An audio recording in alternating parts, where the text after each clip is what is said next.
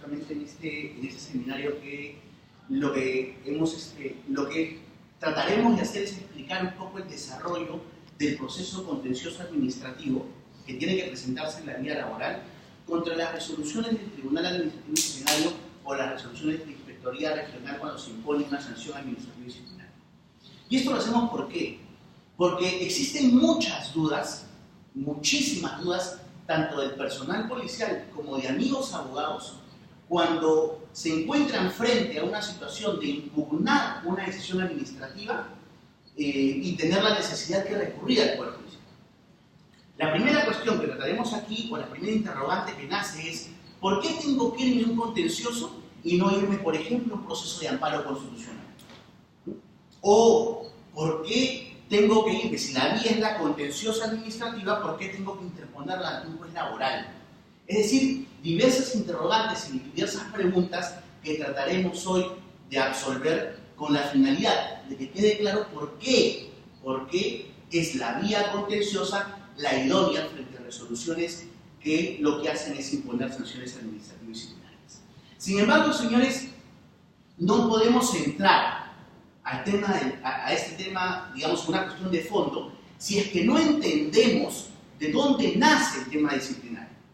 ¿Y esto por qué? Porque la ley que regula la demanda contenciosa administrativa, que es la ley 27584, nos establece con claridad que las pretensiones tienen que ir enfocadas a la nulidad total o parcial de actos administrativos.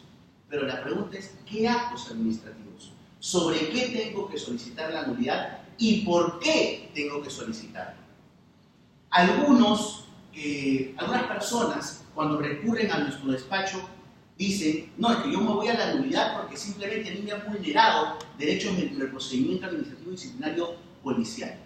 Pero sin embargo no saben exponer cuáles son estos derechos o cuáles son los principios que en todo caso habrían afectado.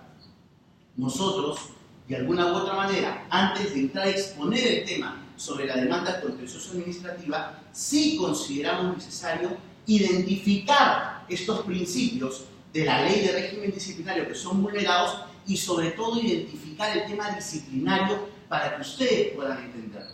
Señores, no es lo mismo litigar y demandar la nulidad de una resolución de servir a que demandar la nulidad de una resolución de un procedimiento administrativo disciplinario policial. Es más, incluso no es lo mismo demandar la nulidad de Inspectoría del Ejército versus Inspectoría de la Policía Nacional. Son absolutamente cuestiones distintas. Tienen una cuestión de fondo o antecedentes absolutamente particulares. Y es importante que ustedes puedan conocerlo porque justamente en esas cuestiones particulares es en donde se plantean la nulidad de los procedimientos. Es donde se sustenta justamente esa nulidad parcial que en el proceso judicial trata de identificarse. Por eso es que queremos tratar cuestiones previas sobre el procedimiento administrativo disciplinario. ¿De dónde nace, señores, el tema del procedimiento administrativo disciplinario, tanto en la Fuerza Armada como en la Policía Nacional? Nace de una doctrina que se denomina el derecho disciplinario. Una doctrina defendida principalmente por un autor colombiano que se llama Gómez Pabellón. Y este autor colombiano dice que el derecho administrativo disciplinario, policial y militar nace de un principio fundamental que es el principio de sujeción. ¿Qué implica por el principio de sujeción? Dice, primero, es un principio que genera que la persona, que en este caso es el efectivo policial o militar, tenga un estado de libertad limitada. ¿En base a qué? En base a la propia relación personal a la que se ha sujetado de manera absolutamente voluntaria. ¿Y absolutamente voluntaria para qué? Para obedecer órdenes, las cuales tienen que emanar directamente de la ley. Es decir, por esta relación especial de sujeción, implica que el administrado justifica justamente su relación de eficiencia y de productividad administrativa en la relación que mantiene directamente al ser subordinado. Pero principalmente ¿a qué? Subordinado de la ley. Eso es lo que dice la doctrina del derecho disciplinario. Entonces, partiendo de esta situación, nos vamos a un tema especial. El policía y el militar son funcionarios públicos que mantienen, en esencia, una relación especial de sujeción con el Estado. ¿Y por qué es importante conocerlo? Para sostener, por ejemplo, lo que ha sucedido en el caso de este señor Miranda en Piura. Si ustedes han podido leer la resolución, en el caso del señor Miranda en Piura, ¿qué cosa es lo que dice la Corte? La Corte dice que dispone los 7 meses de prisión preventiva. ¿Por qué? Porque él no ha acreditado ¿qué cosa? El arraigo laboral. La Corte ha dicho, él no acreditó el arraigo laboral. ¿Por qué? Porque efectivamente puede ser un funcionario público, pero no se puede determinar que él realmente cumpla sus funciones de manera eficiente como funcionario del Estado. Cuando nosotros lo que sostenemos siempre con regularidad es que los efectivos policiales y los efectivos militares tienen el arraigo laboral consolidado. ¿Por qué? Porque tienen eso, señores. Tienen una relación especial de sujeción. Una relación especial de sujeción que los obliga, primero, a no alejarse de la jurisdicción donde prestan servicios. Segundo, a no abandonar el país si no tienen una resolución, por ejemplo, suprema, una resolución ministerial que autorice su viaje al exterior. Tercero, porque si al tercer día no se presentan a su unidad, automáticamente les hacen una nota informativa, son sometidos a un proceso disciplinario y denunciados al Consejo de Justicia Militar por el delito de abandono de destino. Cuarto, porque simplemente, si eso sucede, automáticamente pierden el trabajo. Entonces, no puede sostenerse, o la Corte no puede decir que no existe un arraigo laboral porque los efectivos policiales y militares tienen esta relación especial de sujeción reconocida por la doctrina del derecho disciplinario. Ahora, esta relación especial de sujeción nos lleva a que el personal policial y militar tenga que ser sometido a un procedimiento o a un régimen disciplinario. Este régimen disciplinario tiene por objeto? Tiene por objeto simplemente regular las relaciones humanas, las relaciones sociales de trabajo dentro de una institución jerarquizada, que en este caso es la Policía Nacional del Perú. Y esta facultad disciplinaria sancionadora tiene 3 características. Primero, que es desarrollada para personal en situación de actividad. Segundo, que la facultad disciplinaria sancionadora siempre debe estar a cargo del superior jerárquico, es decir, porque el superior jerárquico es, número 1, quien puede disponer la apertura de un proceso de investigación denunciando el hecho de inspectoría, o segundo, quien puede sancionar cuando son infracciones leves. Y tercero, porque existe la facultad de sancionar cuando se tiene igual grado y siempre y cuando exista igual comando. Basados en todos estos temas, el artículo 1 de la Ley 30.714 establece principios sobre los que se tiene que sustentar la ley de régimen disciplinario. O mejor dicho, sobre los que se tiene que sustentar la imposición de una sanción. Cuando uno demanda ante el Poder Judicial o interpone una demanda contencioso-administrativa, principalmente, señores, es porque estos principios han sido vulnerados en el procedimiento administrativo.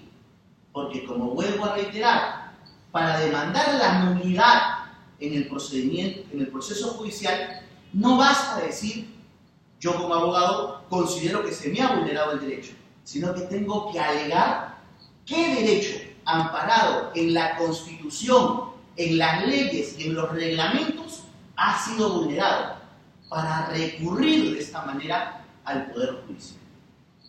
¿Correcto? De los principios regulados en el artículo 1 de la Ley 30.714, solo hemos querido compartir algunos principios que resultan ser importantes y que a la vez resultan ser concurrentes en la violación de derechos presentados tanto en la inspectoría como en el trial. Es decir, estamos citando aquí algunos principios que, aunque ustedes no los crean, resultan presentarse con mucha regularidad en la vulneración de los derechos de los efectivos policiales. Primero, el principio de legalidad. ¿Qué cosa nos dice el principio de legalidad? Una pregunta, ¿cuántos aquí son abogados? Lo pregunto para saber un poco el tema, cómo dirigirse a la audiencia, donde a veces para que pueda entenderse, ¿no? ¿Qué cosa es el principio de legalidad? El principio de legalidad no es otra cosa de que la conducta descrita en el tipo administrativo sea una conducta que esté al menos previamente prevista en la ley. Por eso es que la norma nos habla de lex scripta, lex pravia o lex estrictamente certa. ¿Qué significa? Primero, si me vas a sancionar, la conducta tiene que ser previa. La descripción de la conducta en la ley tiene que ser previa. Es decir, no puedes sancionarme por algo que no está en la ley. Tiene que ser anterior al hecho sancionado y tiene que describir un supuesto de hecho estrictamente determinado. ¿Qué cosa implica esto? Que la conducta que se me atribuye tiene que estar expresamente prevista como tal en la ley. Si la ley sanciona la relación extramatrimonial entre dos efectivos policiales, no pueden sancionarme porque tengo una relación extramatrimonial con un personal civil de la Policía Nacional, porque la ley exige que ambos sujetos sean miembros de la Policía Nacional. Si la ley dice que me deben sancionar por manejar, o mejor dicho, por conducir en estado de ebriedad, significa que no pueden sancionarme si voy como copiloto, porque la ley exige la conducción. Es decir, que por el principio de legalidad se requiere también o se exige que la conducta encaje perfectamente dentro del tipo. Por otro lado, el principio de autonomía de la responsabilidad. ¿Qué implica este principio de autonomía de la responsabilidad? Implica que el procedimiento administrativo disciplinario es absolutamente autónomo. Autónomo de cualquier otro procedimiento. Autónomo de cualquier investigación penal, autónomo de cualquier investigación civil, otra administrativa que pudiera generarse, y por tanto, siendo autónomos, dice la norma, no importa la decisión que pueda concurrir en cualquier otra instancia con respecto al procedimiento administrativo disciplinario.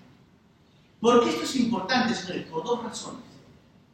La primera, es importante porque en muchos casos hemos visto colegas que dicen, no, si te han absuelto ya en el Consejo Supremo de Justicia Militar, entonces presentemos eso en el ámbito administrativo para que la sanción o para que el procedimiento se caiga. Falso, eso no se va a caer jamás, porque por el principio de autonomía de la responsabilidad, ambas instancias son independientes. O por ejemplo, un error común que se comete. Al efectivo le inician un procedimiento por conducción en estado de ebriedad. Lo que hace el abogado que no conoce estos procedimientos, estos principios, dice, no, vamos a la fiscalía, principio de oportunidad, pago el principio de oportunidad. Sale la resolución y voy a inspectoría diciendo, ya me encontré el principio de oportunidad, acá está, ya estoy, ya no hay sanción. Y por el contrario, como dicen mis amigos, mangas. Porque al toque inspectoría, acá dice no. Aquí este tema no es absolutamente vinculante, no es determinante, y es más, ya hay un precedente de sala plena. ¿Qué cosa es un precedente administrativo? Un precedente administrativo son las decisiones previas adoptadas por el propio tribunal en casos similares con la finalidad de tener una uniformidad en la decisión. Y hay un precedente que es del año 2015. Pero ¿por qué también este principio de autonomía de la responsabilidad resulta ser sumamente importante, por ejemplo, para el planteamiento de un proceso contencioso administrativo? Porque este principio dice claramente, el proceso disciplinario es independiente con respecto a cualquier investigación penal, civil o militar. La gran pregunta es, si por el principio de autonomía de la responsabilidad el proceso es absolutamente independiente, ¿qué hace Inspectoría pidiendo la información a los fiscales cuando hay un proceso administrativo y disciplinario aperturado?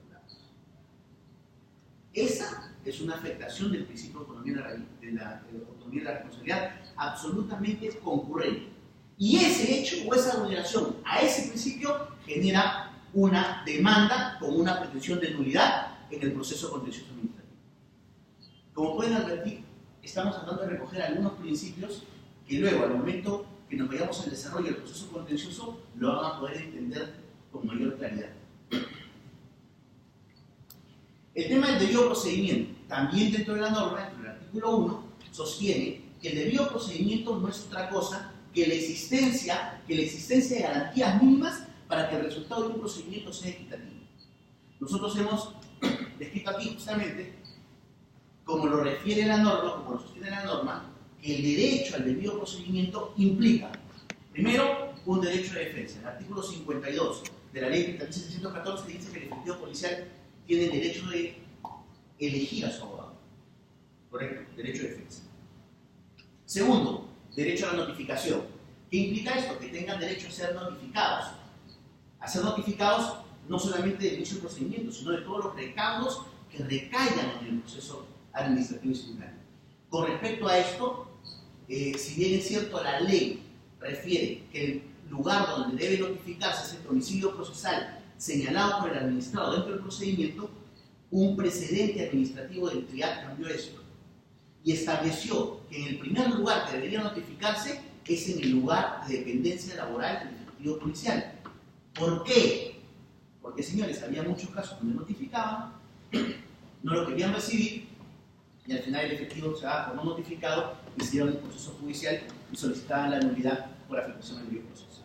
Entonces el tribunal dijo no, a partir de aquí todas las notificaciones se van a la unidad donde trabaja el efectivo policial. El derecho a presentar y ofrecer, el derecho a presentar alegatos, ofrecer y producir pruebas. Aunque ustedes de repente les resulte bastante curioso, sabrán, señores, que yo calculo que un 30% de demandas contencioso-administrativas se deben presentar por la vulneración justamente de este derecho, previsto en el artículo 52 de la ley 30.614, de la ley de régimen disciplinario. ¿Por qué? Porque la norma dice que el derecho del administrado es el presentar alegatos u ofrecer y producir pruebas. Pero bajo el contexto de inspectoría, dice que la presentación de alegatos, lógicamente, dentro del plazo de formulación de los días que establece la norma, pero dice que la producción de pruebas está a cargo del administrado. Y a lo que se refiere el artículo 52 es que el administrado tiene derecho a producirlas y a presentarlas en cualquier momento. No dice la norma, bajo el análisis de inspectoría, no dice la norma que inspectoría tenga la obligación de producirlas. Lean ustedes, derecho a presentar alegatos, ofrecer y producir pruebas, es decir, que las ofrezca el administrador y las produzca el administrador. Ahora ustedes me dirán, doctor, pero esto ¿cómo puede generar un proceso contencioso administrativo? ¿De qué manera le están vulnerando un derecho? Sencillo. ¿Qué pasa si el medio probatorio que se requiere para demostrar la responsabilidad en el proceso administrativo disciplinario es imposible que sea producido por el administrador? Les pongo un ejemplo. El examen de dosaje etílico, la contraprueba. La contraprueba en un examen de dosaje etílico, ¿es acaso o es posible de que sea producida por el administrador? No. La contraprueba necesariamente tiene que producirla un laboratorio que justamente está relacionado, en este caso, con la policía. Acá la norma dice, derecho a ofrecer y producir pruebas. Correcto, entonces yo lo que tengo que hacer es ofrecer como prueba para que la inspectoría lo practique. Pero sin embargo, la inspectoría no lo hace. Y eso genera una vulneración del derecho al debido proceso y por tanto la nulidad de la resolución de sanción, que puede impugnarla en la vía judicial. Derecho a la abogada de la libre elección, derecho al uso de la palabra en plazo razonable de impugnación, es decir, a tomar el uso de la palabra tanto en primera instancia, que es inspectoría, como también ante el TRIAC. Derecho de acceso al expediente. Este es un derecho, señores, que aunque les parezca a ustedes por demás sencillo, es una de las principales vulneraciones que se presentan en la inspectoría. Cuando uno... El plazo razonable, ¿cómo se maneja? Porque inspectoría o el tribunal se demora una eternidad y no hay un plazo razonable. Lo que pasa justamente es que el plazo razonable, que forma parte del artículo, de los derechos contenidos en el artículo 52 de la norma, Se supone que tendrían que ser los plazos previstos en la propia ley. Pero sin embargo, quienes practicamos justamente el derecho policial sabemos que estos plazos no se respetan. Una investigación por una infracción muy grave debería terminar de conformidad con la ley a los 30 días. ¿Y cuánto dura a veces? 8 meses, un año. Una resolución es elevada al trial, ya sea justamente para que el trial confirme la resolución porque sube en consulta o en apelación, debería ser resuelta en 15 días. ¿Pero cuánto demora? Un año. Entonces, si bien es cierto, eso constituye un derecho del administrado, correcto, un derecho del administrado, lamentablemente los entes judiciales requieren necesariamente el agotamiento de la vía administrativa a través de una resolución del trial. Y agradezco la pregunta, ¿por qué? Porque dentro de la ley que regula el proceso judicial contencioso administrativo, lo vamos a ver más adelante, uno de los requisitos para acceder al proceso judicial es el agotamiento de la vía previa. ¿Qué cosa implica eso? Que el Poder Judicial te dice, tú no puedes venir a tocarme la puerta y a reclamarme una nulidad si es que antes no has discutido el tema en la vía administrativa.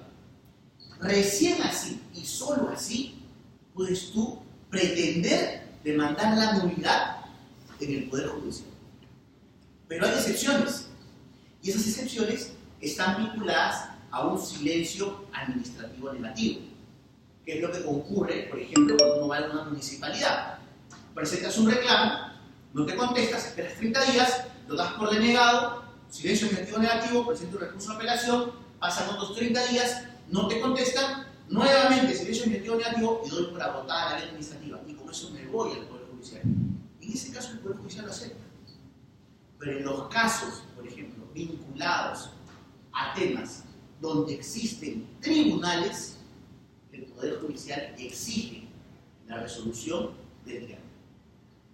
Y lamentablemente tenemos que transcurrir por todo ese camino que muchas veces implican no solamente meses, sino años en donde uno es sometido a un procedimiento. En el proceso administrativo más largo que tuve la oportunidad de litigar fue el caso de la Escuela de Oficiales, el tema del rancho. Ese proceso duró 4 años, administrativamente. 4 años. ¿Por qué? Porque subía al tribunal, declaraban la nulidad, subía al tribunal, declaraban la nulidad, hasta que terminó. Y muchos derechos se afectan, lamentablemente, cuando concurre ese plazo o ese tiempo. Derechos de los oficiales que no pueden presentarse a cursos, o incluso los derechos del ascenso, que puedes postular al ascenso, pero te retienen la vacante porque no se resuelve el proceso principal. Que en realidad ya terminó también la discusión, porque hace una semana sacamos una sentencia o una resolución donde el Poder Judicial ha dicho que eso es absolutamente arbitrario. Derecho a juez natural, derecho a refutar los cargos, resolución motivada y derecho a acceso al expediente. Como les decía, el derecho a acceso al expediente resulta ser también uno de los principales derechos que es vulnerado en la etapa administrativa. ¿Por qué? Porque a veces uno concurre a la inspectoría, dice, quiero tener acceso al expediente y copia del mismo, y le dicen, que no baja todavía, no hay esta declaración, no hay esta resolución, o lo que ahora están haciendo. No, es que esta declaración es reservada. Disculpen un momento, en el expediente no existe reserva de la declaración. No estamos frente a un proceso penal. Aquí, absolutamente todo el proceso administrativo tiene que ser abierto al abogado y al administrado. Lo recomendable es que, si no los dejan tener acceso al expediente, soliciten que se levante un acta o pónganlo por escrito. Desde ya o desde ese momento, ese proceso es nulo. Y a nivel judicial lo van a poder ver así. Desde el momento que les niegan al expediente, hay una vulneración del derecho de defensa.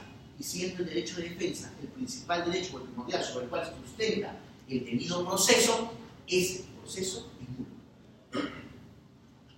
El derecho a una resolución motivada, es decir, que la resolución no solamente se fundamente en criterios, o mejor dicho, en alegaciones de hecho, sino también en fundamentos de hecho que permitan atribuir cuál es la responsabilidad, en este caso del efectivo que es sancionado. Derecho a refutar los cargos que se hacen en los descargos, que sabe perfectamente que pueden ser escritos orales, y el derecho al juez natural implica el derecho a ser investigado por una autoridad competente. ¿Por qué decimos eso? Porque aunque ustedes no consideren, señores, que el derecho al juez natural es otro derecho que se vulnera constantemente y por el cual uno puede solicitar la nulidad en un proceso contencioso administrativo. Les voy a poner un ejemplo. Muchos oficiales de determinada graduación, coroneles y comandantes, que vienen de los procesos disciplinarios anteriores, están acostumbrados, o mejor dicho, no se han actualizado con respecto al nuevo proceso disciplinario que hoy por hoy nos rige. ¿Y qué cosa hacen muchos de los oficiales? Cuando ellos o toman conocimiento de la infracción, por ejemplo, de un teniente, inmediatamente, parte, agarran el parte, ellos mismos toman la declaración, a ver, llama acá, llama al alférez, llama al suboficial, llama al técnico, ellos mismos hacen su declaración, formulan su informe, y hecho el informe, ahí dicen, lo pasan a la inspectoría. Pasa a la inspectoría para que la inspectoría actúe de acuerdo a sus actividades. Señores, desde ya ese proceso es nulo. ¿Por qué es nulo? Porque ¿qué cosa nos dice la ley de régimen disciplinario? La ley de régimen disciplinario dice que la única facultad que tiene el superior es, verificando la falta, ponerle en conocimiento de los delitos. El oficial no tiene por qué hacer nada. No tiene por qué tomar declaración, no tiene por qué llamar a la convalidar los hechos. Máximo podrá levantar un acta y es hasta ponerle conocimiento de la ODE, que es la oficina de investigación. Pero el oficial no tiene ninguna facultad para hacer un proceso de investigación. Lo peor de todo este sistema es que muchas veces la ODE dice, no, ya hizo el coronel de investigación, ya he hecho el informe del coronel, acéptese todos los, digamos, la práctica efectuada por el oficial y en consecuencia remite todo inspectoría. Ese proceso desde ya es nulo. Desde ya es nulo. ¿Por qué? Porque la propia ley establece cuáles son las responsabilidades de cada órgano de investigación. Entonces, como vuelvo a reiterar, aunque ustedes no lo crean, esta es una vulneración constante que se da justamente en los procedimientos contenciosos administrativos. Bueno, y eso como corolario nomás, ¿se acuerdan que hace un momento hablaba del régimen de notificación? Este es el régimen de notificación que debería seguir según la ley. Domicilio procesal, domicilio del investigado, domicilio que conste en el legajo, domicilio señalado en el DNI, dependencia policial de la hora y en la sede de los órganos disciplinarios por esa persona. Es decir, este es 1, 2, 3, 4, 5, 6. Este es el orden que establece la ley. Ese es el orden que establece para la notificación de las resoluciones o de los actos administrativos dentro del procedimiento disciplinario. Sin embargo, lo que hizo el tribunal fue establecer un precedente administrativo donde dijo que todas las notificaciones partirían en el lugar de dependencia laboral del administrador. Y en lo que respecta, señores, al principio de imputación objetiva y necesaria, este es otro de los principios que, si bien es cierto, ojo, no está señalado como tal en la ley 30.714, que es la ley de régimen disciplinario de la policía, en su artículo 1, sí está previsto en la Constitución. Y sin embargo, mejor dicho, a pesar que no está previsto en la ley de régimen disciplinario, el tribunal sí tiene un precedente sobre eso. ¿Qué cosa significa imputación objetiva y necesaria? En palabras sencillas, simplemente que la imputación sea clara, sea completa, sea específica y que sea detallada y ordenada. Es decir, que cuando imputen la supuesta comisión de una infracción por una supuesta conducta típica prevista dentro del tipo administrativo, implica que ésta tenga que ser desarrollada de tal manera que yo sepa por qué me están imputando los hechos que dicen que cometí. Si es que esta vulneración se presenta en el procedimiento, desde ya el proceso es absolutamente nulo. ¿Por qué? Porque no respetar el principio de imputación objetiva implica una vulneración manifiesta del derecho al debido proceso. Yo necesito ser notificado y necesito conocer cuáles son los hechos que se me imputan. Es como, por ejemplo, cuando a nivel de inspectoría notifican una resolución y dice: se le apertura a usted procedimiento administrativo y disciplinario por la vulneración de directivas, normas, reglamentos internos en perjuicio del servicio policial. Y sin embargo, no te dicen qué directiva, no te dicen qué norma, no te dicen qué reglamento. No te dicen qué reglamento. Esa es una vulneración del principio de imputación objetiva. Por haber, se le imputa a usted por haber sustentado, por haber presentado documentos falsos, ¿no? Y sin embargo, no te dicen qué documento. Esa es una vulneración del principio de imputación objetiva. O la resolución, por ejemplo, que expone de manera absolutamente desordenada la imputación de los hechos. Esa es una vulneración del principio de imputación objetiva. ¿Por qué? Porque, señores, ¿cómo el administrado se va a poder defender de una resolución absolutamente, digamos, imprecisa, no clara?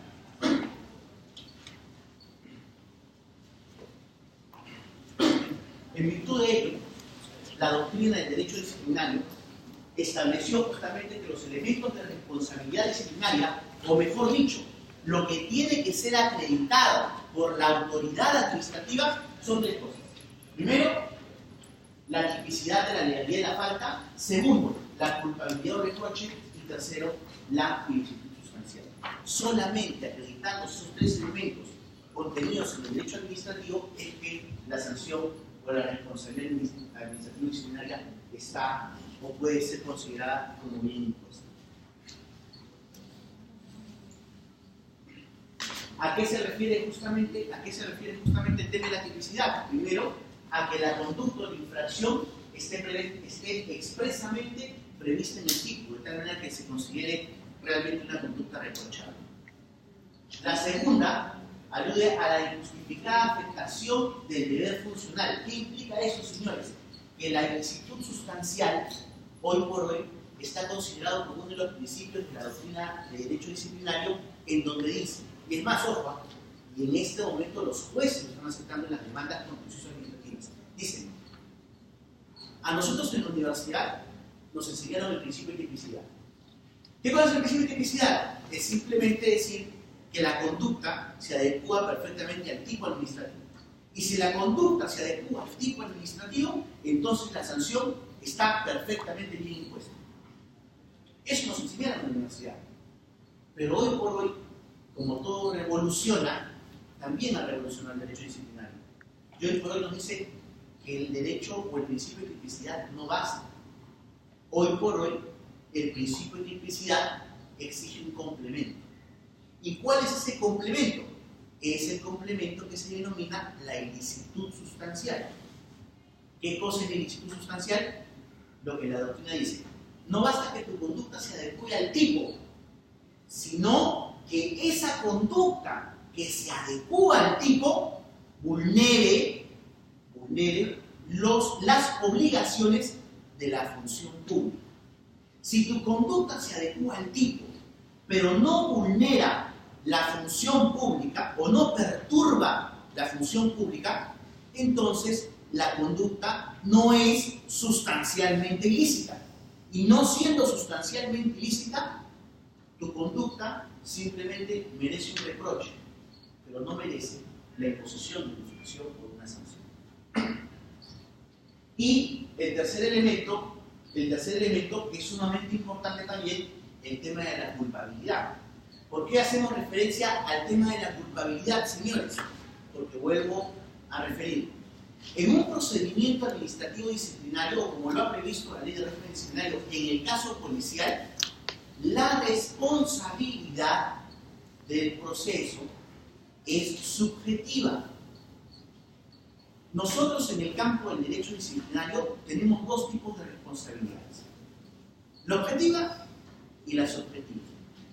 La objetiva es la responsabilidad que se... La objetiva es la responsabilidad que se acoge o que se advierte con conocimiento de causa. Es decir, yo lo que hago, es decir,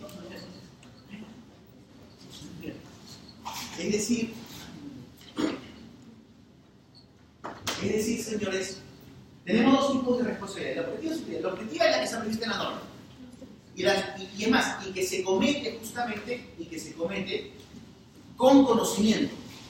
Es decir, yo tengo la intención de que mi conducta encuadre dentro del tipo administrativo y por tanto se convierta en una conducta típica que merezca ser sancionada. ¿Correcto? La responsabilidad subjetiva está relacionada con la culpa. Es decir, que yo no tengo la intención de cometer la infracción, sino que esta lamentablemente ocurre ya sea por cualquiera de tres circunstancias: por una acción, por una omisión o por una extralimitación de facultades. Pero acción, omisión o extralimitación de facultades que afecten la función pública. Entonces, volviendo al tema, lo que nos dice, primero, la tipicidad o legalidad de la falta, sabemos perfectamente que esté prevista en la ley. La ilicitud sustancial, que no basta que la conducta encuadre dentro del tipo administrativo, sino que adicionalmente tiene que ser una conducta manifiestamente ilícita, que vulnere sustancialmente la función pública. Y tercero, la culpabilidad o reproche, que tiene que ser absolutamente subjetiva. Y para determinar, señores, cuál es justamente el tema o el criterio del ilicitud sustancial, que es uno de los principales elementos que hoy por hoy la doctrina disciplinaria reconoce y que los tribunales discuten, porque esto se está discutiendo en los tribunales contenciosos todos los días. Esa es una doctrina que ya apareció y una teoría que se va a quedar. Hay que responder tres preguntas. La primera de ellas es: ¿cuál es el deber funcional concreto incumplido? Es decir, ¿cuál es el deber que supuestamente mi conducta atípica ha incumplido y que estaría perturbando? Segundo, ¿cuál ha sido el grado de perturbación del servicio? Y tercero, ¿cuál ha sido la forma? Si ha sido negligente, dañina, incumplimiento o extralimitación. Volvemos al tema de lo que refiere el derecho disciplinario: acción, omisión o extralimitación de facultades que vulneran el principio de la función pública. Solamente respondiendo justamente a estas tres interrogantes es que se puede determinar la presencia de ilicitud sustancial y por tanto puedo demandar la nulidad en un procedimiento o un proceso contencioso administrativo.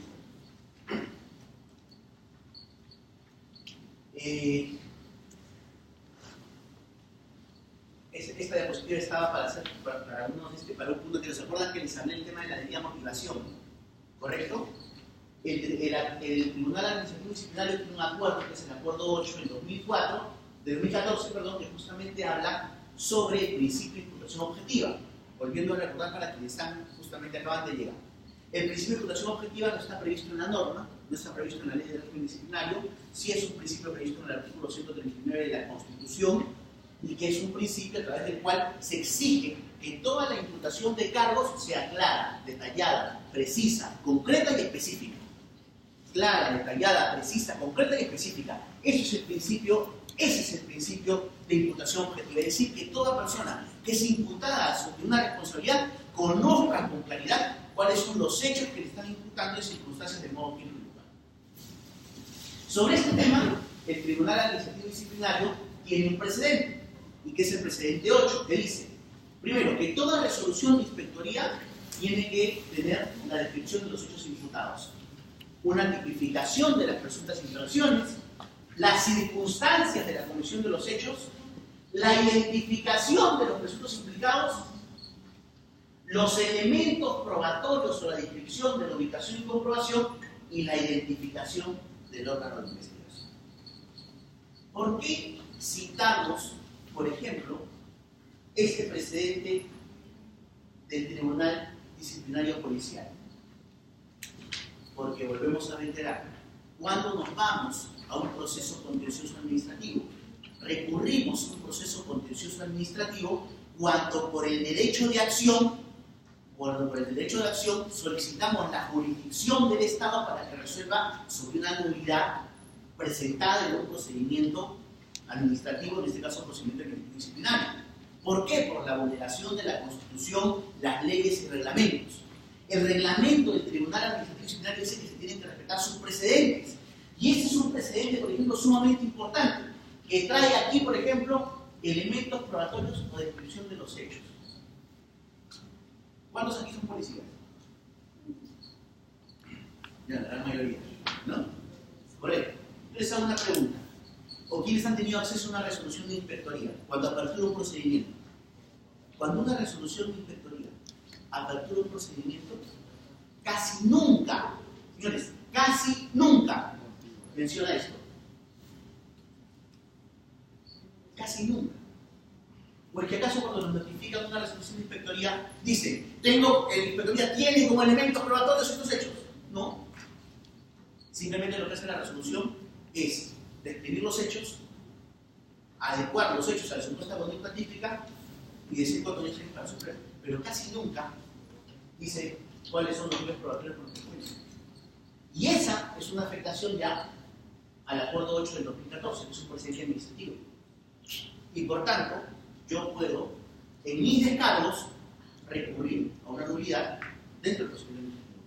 Si bien es cierto, podrán o no hacerme caso a nivel administrativo. Pero planteada la nulidad, señores, esa nulidad la puedo hacer valer en la vía judicial. ¿Y por qué? Por una sencilla razón. Recuerden una cosa, y esto es lo más importante.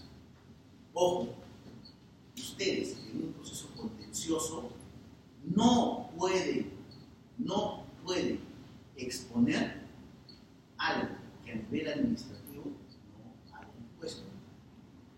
Es decir, si yo en el proceso contencioso quiero adjuntar un medio probatorio que no adjunté en el expediente administrativo, eso no se va a poder, salvo que sea un medio probatorio excepcional, que tiene que reunir también determinadas características, que ya lo vamos a ver más adelante. Como lo refería, la responsabilidad no es objetiva, la responsabilidad prevista en la norma es subjetiva y por tanto el principio de culpabilidad se entiende justamente como una culpa gravísima, que es lo que exige la ley también para que una sanción pueda existir dentro de un procedimiento administrativo. Para los que recién han llegado, un poco para explicarles, lo que hemos hecho, lo que estamos haciendo es, antes de ingresar al tema de tratar justamente la problemática del proceso contencioso administrativo, estamos tratando los principales principios del procedimiento que sirven justamente para sostener la nulidad. Porque, ojo, señores, no es sencillo demandar a nivel judicial la nulidad de una sanción administrativa disciplinaria dada por un tribunal policial como es el tribunal disciplinario. ¿Por qué? Porque muchos de los jueces dicen, no, este es un tribunal especializado. Y como es un tribunal especializado, debe haber resuelto bien. Entonces, al momento de que uno interpone la demanda, tiene que justificar con claridad cuáles son los principios que se habrían vulnerado y que por lo tanto generan que esta demanda deba ser amparada. Bueno, el tema de la culpabilidad, como ya lo habíamos referido, es justamente un tema, tiene un aspecto subjetivo y del cual tiene que advertirse que esta sea por acción, omisión o limitación de facultades con la presencia de los elementos previstos en el derecho disciplinario, que son principalmente tipicidad, ilicitud sustancial y culpabilidad por reproche. Criterios para imposición de una sanción. Este, señores, es otro de los caballitos de batalla que todas las personas deben tener para recurrir a un proceso contencioso administrativo. ¿Por qué? Porque esto es la similitud de lo que en la ley 27444 está previsto en sus artículos 229 y 230. Recordarán que la ley del procedimiento administrativo general establece justamente el test de proporcionalidad o razonabilidad previstas en el 229 y 230. Bueno, pues, la ley de la policía también establece un símil. Y este símil está previsto justamente en los criterios que la propia ley dice que tiene que considerarse para la imposición de una sanción. Si es que esos criterios no son valorados, yo podría sustentar una vulneración del derecho al debido proceso. Y por tanto, al sustentar una vulneración del derecho al debido proceso, puedo sustentar una vulneración de los derechos previstos en el artículo 139 de la Constitución. Si sostengo una vulneración al artículo 139 de la Constitución, ya mi demanda encaja en el artículo 10 de la Ley 74.4, que dice que son nulos los actos administrativos dictados por la Constitución, las leyes y los reglamentos. Tengan en cuenta, señores, una cosa. Lo que tienen que tener en cuenta es que para interponer, y vuelvo a reiterar, para interponer una demanda contencioso administrativa, lo que ustedes tienen que acreditar es la vulneración de la Constitución, la ley y los reglamentos, principalmente, o la obligación de la administración de la ejecución de un acto en concreto, o la inobservancia justamente de un precedente, de una jurisprudencia administrativa. Es decir, tienen que acreditar, señores, determinadas cosas que si ustedes no las acreditan, pueden interponer la demanda.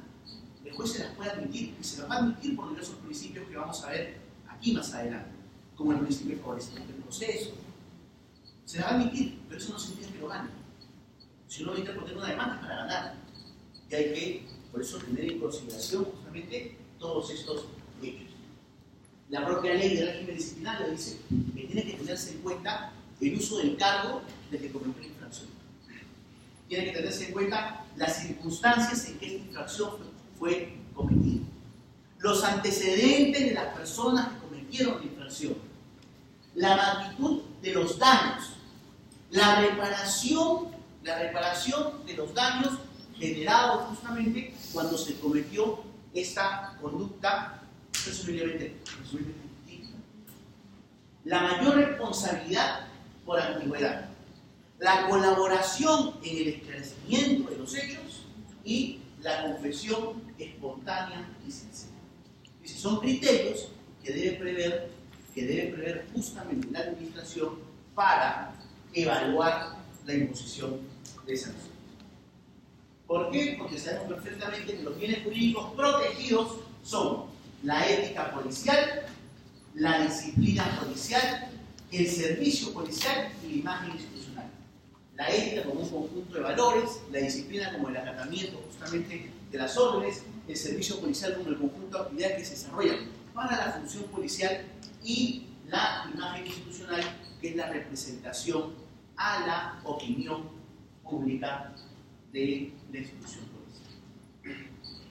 Ahora sí, vamos a entrar a lo que es, ya habiendo tenido estas cuestiones previas, teniendo claras estas cuestiones previas, vamos a entrar ya al proceso judicial contencioso administrativo. Antes que nada, ¿a alguien le queda alguna duda o tiene alguna pregunta con respecto a lo que hemos visto? ¿Nadie? ¿A todos les quedó claro? Una consulta. En relación a los acuerdos plenarios, ¿estos son de aplicación solamente para el decreto legislativo 50 o para...? No, los están aplicando de manera general. Nosotros, es más, hay 3 años, son el decreto, los precedentes son del 2014, 2015 y 2016. A partir del 2017 y 2018 no adoptaron acuerdos porque no hubo sala plena. Pero esos criterios sí son en este momento respetados por el tribunal porque son criterios referidos a temas generales. Por ejemplo, tenemos el tema de la autonomía y la responsabilidad, tenemos el tema de la imputación objetiva, tenemos el tema del domicilio, ¿no? Del domicilio. ¿Y por qué son respetados? Porque si ustedes han podido ver la descripción normativa del 1150, del 1268, de ahora del 3714, prácticamente la descripción es la misma. Lo que cambia quizás es el número de artículos, o que se han incrementado algunas conductas típicas, pero de ahí la descripción de la norma es la misma. La autonomía y la responsabilidad, por ejemplo, no ha variado. El tema de los principios siguen siendo los mismos. El tema del domicilio no cambió desde el 1150. Es más, yo diría que esta ley, la 3714, recoge casi un 90% del 1150. ¿No? La 1268 sí era una vulneración de derechos terrible. Pero los principios que regulan estos precedentes administrativos se siguen respetando y se siguen aplicando, o lo sigue aplicando el tribunal, mejor dicho, ¿no? Lo sigue aplicando el tribunal. ¿Alguna otra pregunta? Correcto. Como hemos referido, señores, la intención justamente de tratar preliminarmente los temas administrativos o los temas que envuelven al mundo del derecho administrativo disciplinario policial, ha sido un poco para que podamos identificar de alguna u otra manera cuáles son esos argumentos que pueden ser utilizados en la interposición de un proceso contencioso administrativo donde se requiere la nulidad de una o de varias resoluciones. Entonces, el proceso contencioso, señores, nace principalmente de la interrelación de tres elementos: de la acción, del proceso y la jurisdicción. ¿Correcto? ¿Qué es la acción? No es más que un acto de contenido estrictamente procesal. La acción no es otra cosa que el reclamo, el derecho al reclamo que tiene una persona con respecto a una pretensión, y en este caso lo hace contra una autoridad judicial, una autoridad jurisdiccional. La jurisdicción no es otra cosa que una potestad. Y una potestad que está a cargo de ¿quién? Del Estado. Porque es el Estado, a través de este poder, el que va a tener la posibilidad de resolver un conflicto de intereses. En este caso, conflicto de intereses que se discute a razón de una controversia que en el proceso contencioso administrativo resulta entre el propio Estado y el administrado. ¿Correcto? Y el proceso judicial es el conjunto de actos jurídicos que justamente van a llevar a cabo la resolución de esa controversia. ¿Correcto? La resolución de esa controversia con determinadas reglas del procedimiento. En este caso, esas reglas del procedimiento se encuentran previstas en una norma especial. Y esa norma especial no es otra cosa que la Ley 27584, la ley que regula el proceso contencioso. Es más, la propia norma dice que los principios que regulan este procedimiento se encuentran contenidos de manera inclusiva en esa ley. Sin embargo, podrán aplicarse a esta cualquier otro principio que esté previsto en el Código Procesal Civil, que es o que viene a ser el marco general. Ya hemos hecho referencia sobre el tema de la infracción disciplinaria según el derecho disciplinario, que viene a ser un ejercicio justamente generado por un funcionario público por una omisión, por una acción, omisión o extralimitación de las facultades en el ejercicio de la función pública. Ahora, señores, ¿qué sanciona el TRIAD? El TRIAD, el Tribunal Administrativo Disciplinario, sanciona conductas atípicas previstas en la Ley 30.714 que estén sancionadas principalmente con pases al retiro o situaciones de disponibilidad. Y al TRIAD pueden ser elevados expedientes por dos circunstancias: por la interposición del recurso de apelación en primera instancia o no interpuesto el recurso de apelación para que el TRIAD revise la resolución para advertir si esta respeta todo el derecho al debido proceso. Principalmente esta revisión tiene que ser elevada cuando el resultado ha sido absolutorio en primera instancia. Ahora, veníamos, o les refería, teniendo el proceso contencioso, a pesar de ello, siempre existe una pregunta o siempre existe un interrogante que se hace no solamente, señores, el administrado, sino también es un interrogante que es absolutamente válido y que lo hacen muchos colegas abogados. Si yo tengo una resolución del Tribunal Administrativo Disciplinario y me han vulnerado todos estos derechos que usted refiere, que están contenidos en la ley, que son derechos que muchos de ellos contenidos en la doctrina de derecho disciplinario, hemos citado el artículo 139 de la Constitución, sabemos que un proceso contencioso es un proceso largo, es un proceso pesado. Entonces, ¿por qué no irme en un amparo? ¿Por qué no irme en un amparo si está la vulneración manifiesta de la ley, está la vulneración manifiesta de la Constitución? ¿Por qué tengo que recurrir a un proceso contencioso administrativo? Y ojo, un proceso contencioso administrativo que no se presenta en un juez contencioso, sino que se discute en un juez laboral. La fundamentación, señores, la dio el Tribunal Constitucional en el año 2005. El Tribunal Constitucional, en un precedente que es de observancia obligatoria, que es el precedente 206-2005, en su fundamento 23, dijo que todos los funcionarios públicos que tengan como intención cuestionar temas como plazas, desplazamientos, reasignaciones, rotaciones, cuestionamientos relativos a remuneraciones, bonificaciones, subsidios, gratificaciones, permisos, licencias, ascensos, promociones, impugnación de procesos administrativos disciplinarios, reincorporaciones, tienen que demandarlo por la vía contencioso-administrativa.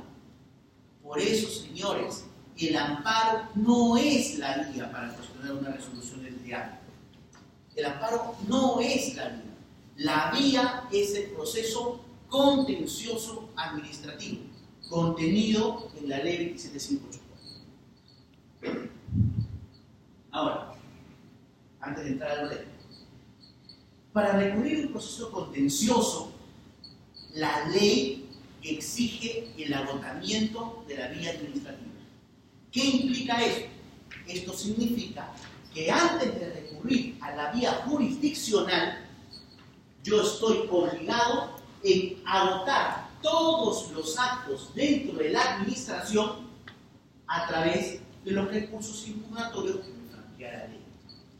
En el caso de los procedimientos administrativos disciplinarios, estos recursos se encuentran contenidos en la ley 30.714.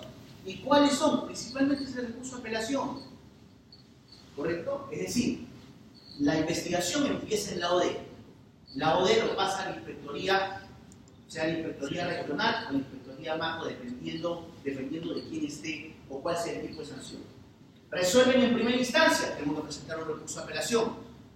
Y la apelación sube a una macro o sube a un tribunal, dependiendo de cuál sea el grado de la infracción. Y esa es la resolución, señores, que agota la vía administrativa. Hacíamos referencia de que podrían decir no, pero como demora mucho, yo me acojo al silencio negativo. Ya el Poder Judicial ha establecido de que, siendo este un proceso absolutamente técnico y que tiene que ser resuelto por un tribunal, requiere necesariamente la resolución del Tribunal Administrativo Disciplinario. Por tanto, no podemos o no vamos a poder cuestionar o no vamos a poder alegar que estamos exentos de agotar la vía administrativa por el transcurso del tiempo. No. La única que está exenta de agotar la vía administrativa es la propia administración cuando solicita la nulidad de sus propios actos a nivel judicial. Como ustedes sabrán, señores, en un proceso de contencioso administrativo, o mejor dicho, la administración, cuando quiere declarar la nulidad de oficio, puede hacerlo y para eso tiene un plazo de un año. Es decir, durante un año la administración puede declarar la nulidad de sus propios actos. Pero transcurrido ese año, ya no puede hacerlo. Si quisiera hacerlo, ¿cómo lo hace? A través del proceso judicial. Es decir, recurre al proceso judicial contencioso administrativo. Y para eso tiene 2 años más, es decir, 2 años adicionales. Y lo que dice justamente la ley es que para ellos no es exigible el agotamiento, siempre y cuando se establezcan o se hayan respetado esos plazos. Para todos los demás, sí. Sí es necesario recurrir al agotamiento, y si es que no se recurre a automáticamente la demanda es declarada improcedente. ¿Cómo se agota la vía administrativa? Ya lo hemos referido. Una resolución de la macro regional para infracciones, por ejemplo, sancionadas con rigor, y en el caso de resoluciones sancionadas por fuerza de retiro de disponibilidad, la resolución del Tribunal Administrativo Disciplinario. Y ojo, señores, esto es importante y se lo voy a recalcar. Es la resolución que resuelve el tema de fondo. ¿Por qué les digo que es la resolución que resuelve el tema de fondo?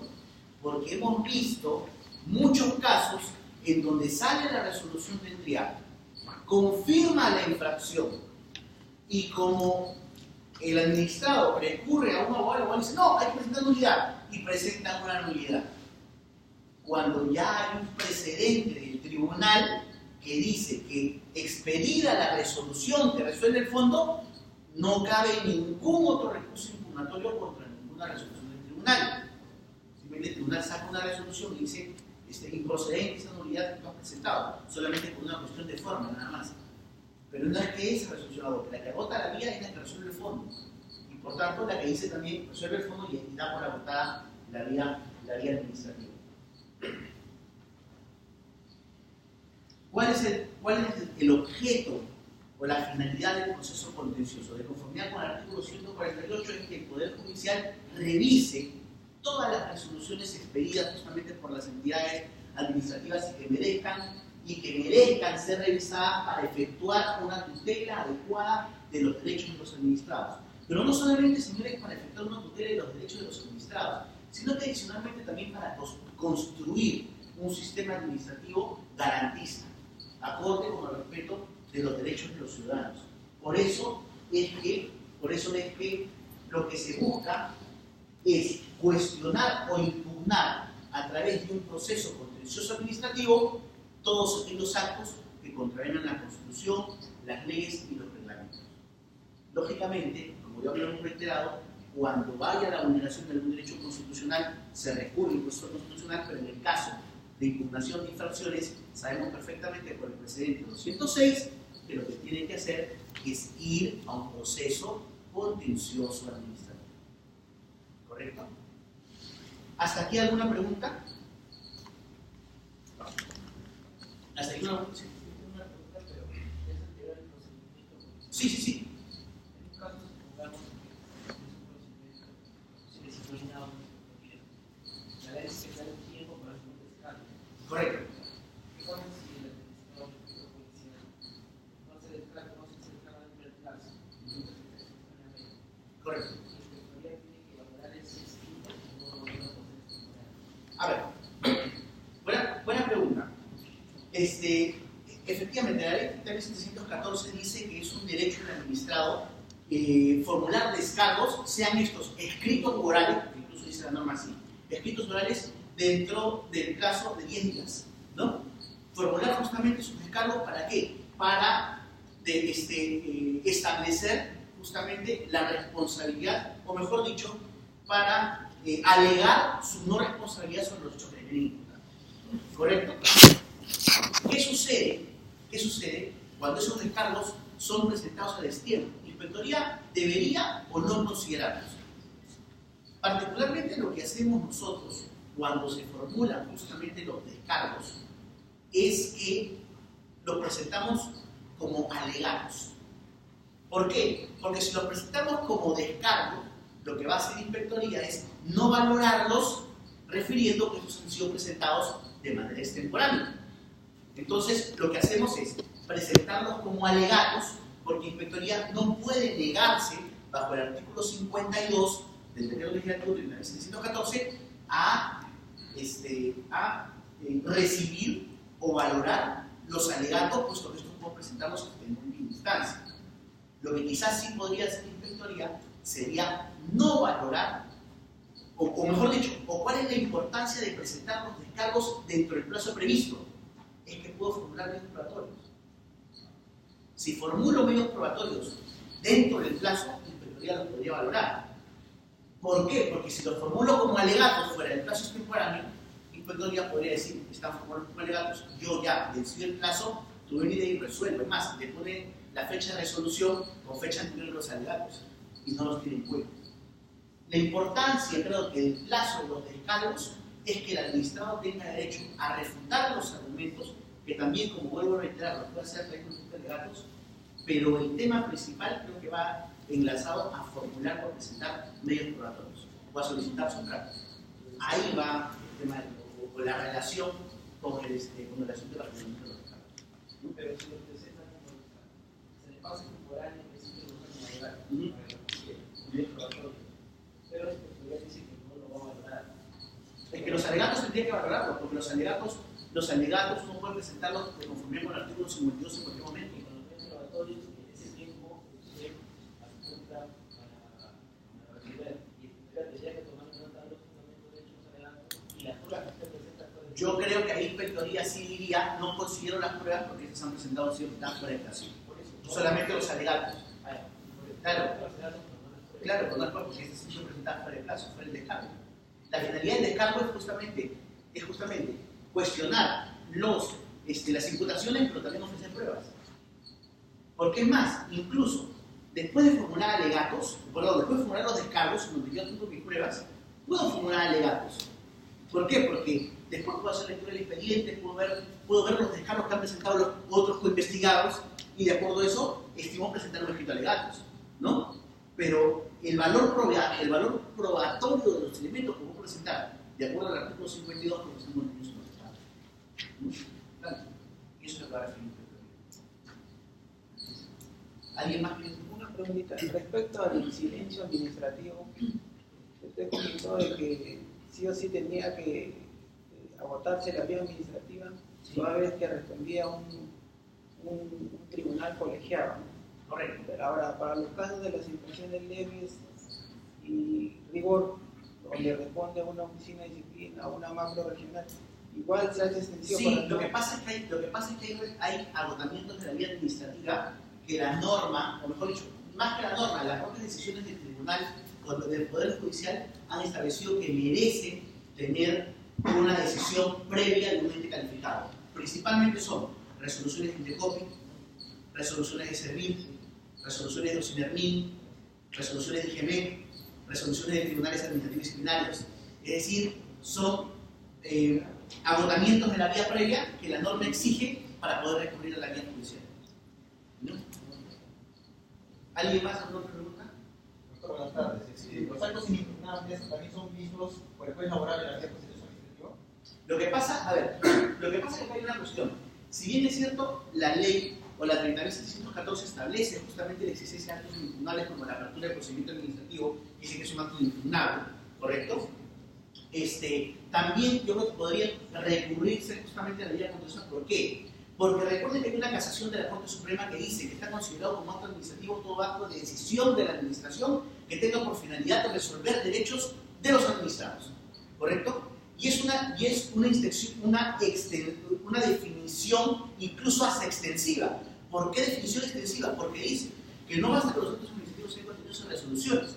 Los actos administrativos pueden ser informes, pueden ser oficios, puede ser cualquier declaración de la administración donde se resuelvan derechos de los administrados.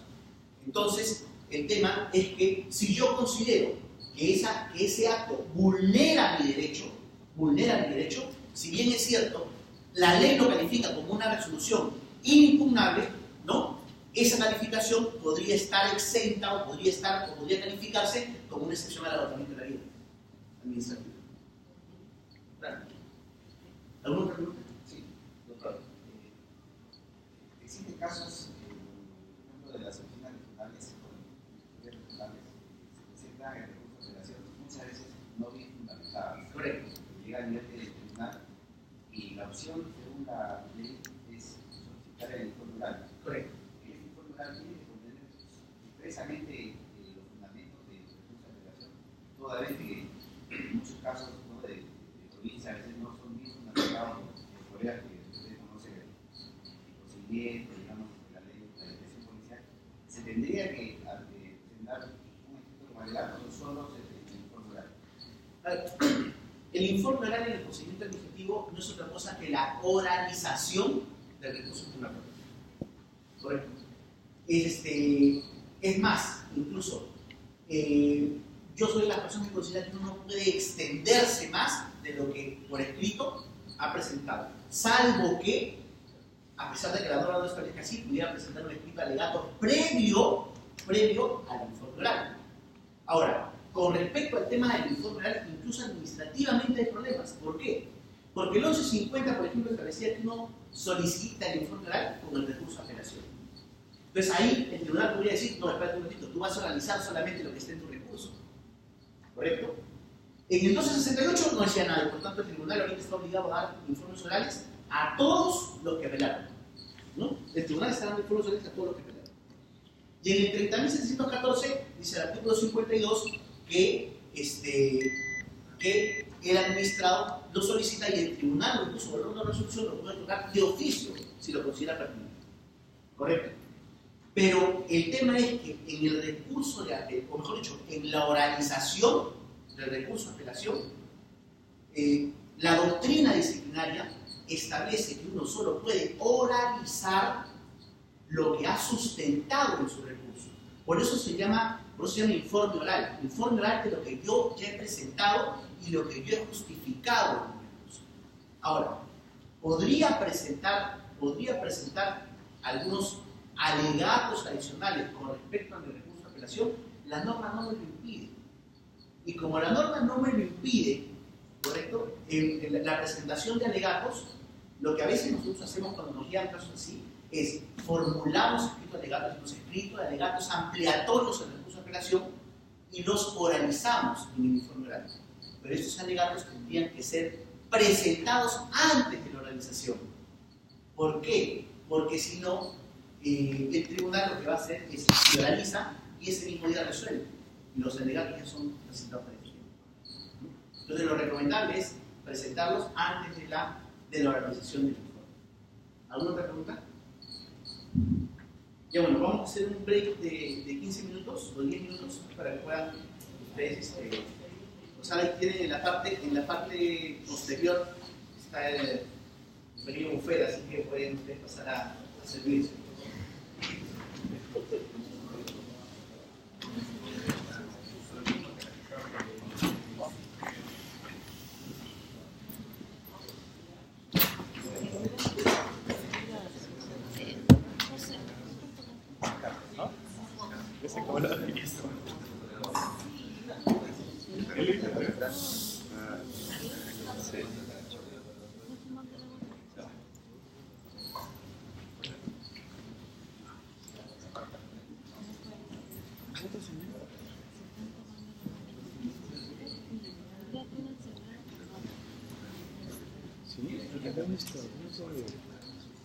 No, lo que pasa es que ya tenemos un mal. Lo que pasa es que como sus celulares todos son... ¿Qué número? ¿Te puedes comunicar con él y decirle que... Solo tengo el de WhatsApp, pero ahora llámalo por WhatsApp. ¿Quién no?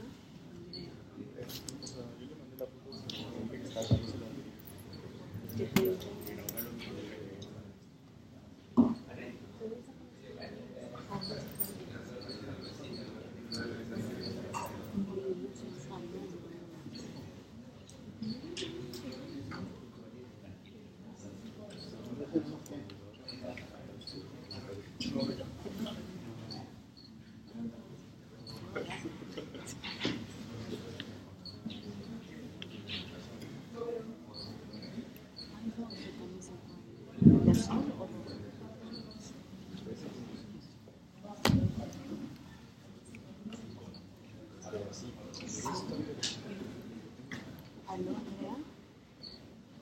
Andrea, ya, están en el break. De repente lo puedes decir en español. Oye, si acaban de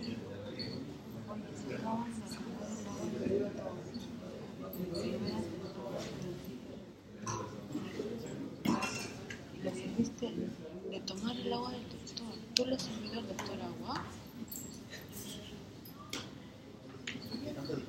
Claro, porque yo compré una botella de agua, pero porque yo se sube el toque, porque de repente el doctor quiere de tu ayuda.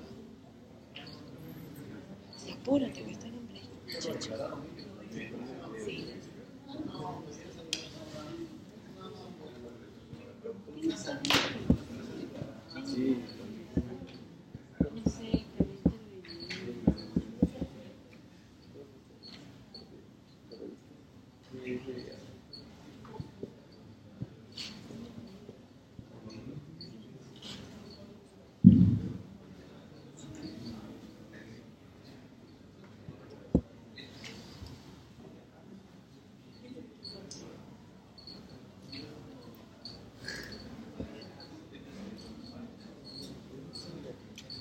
dice que ya está subiendo.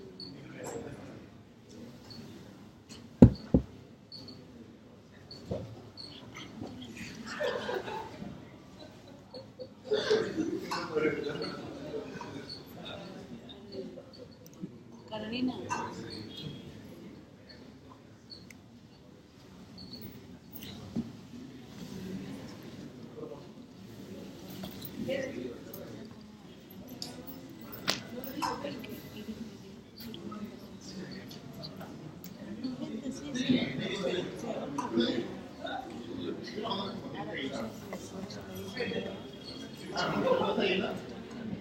Bueno, yo no he puesto así que le vamos a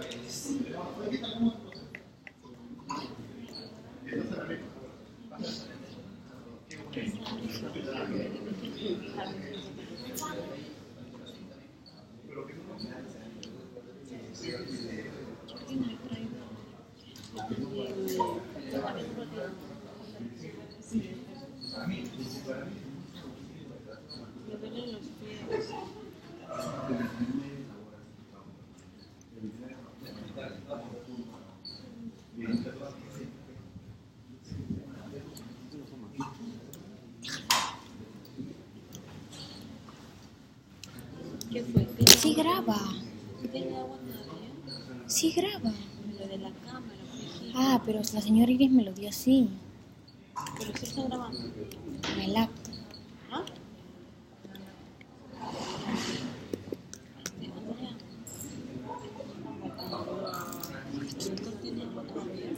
Gonzalo, ¿puedes ir, por favor? Gonzalo. Te traigo.